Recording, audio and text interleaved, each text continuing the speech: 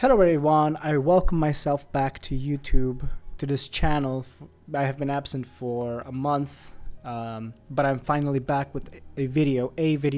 In fact, there's going to be 2 videos this week, and hopefully next week we'll be able to do another one of these 2 videos, maybe 3 videos, maybe 4, maybe 5, 6, you never know. Probably never going to get that high, but let's keep our fingers crossed for more than just 1 video a week. I've basically had a lot of freelance work, but the work that I did have is painting environments, which takes sometimes quite a lot of time to actually render all out because I want to make it look really nice. So I really didn't want to spend time doing YouTube for that period. But I have come back with something a little bit different. You know, I've been always drawing humans and whatnot, and I've heard people suggest that I draw something else other than humans, like creatures. So I decided for the beginning I'm gonna go with a werewolf, you know. So this is not really how to draw, more like watch me draw a werewolf.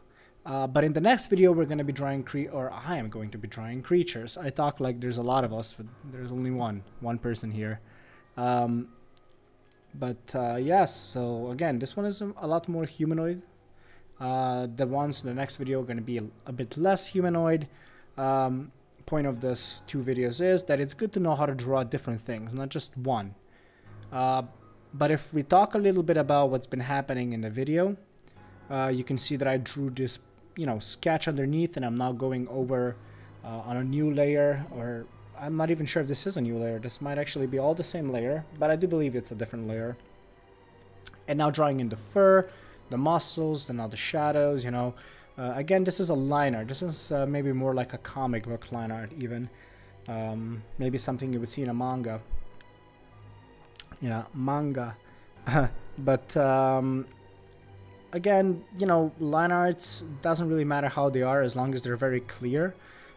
Something like this I would probably not use for concept art, just because the shadows make it hard to see exactly what's going on. This is more for, you know, the atmosphere and whatnot, and I use that word a lot, those 2 words. But yeah, just to get a sort of a feeling like, you know, it's a 3D object. You know, we're not trying to concept this one, we're just trying to design or just draw it. Basically at this point it's not really a lot of designing. But werewolves vary, you know, different styles. You got ones with huge heads, like, you know, their heads take up like almost the entire percentage of to the shoulders, you know. You know, so they're almost as large as their torso. Then you have this one that looks very much like a human-sized head.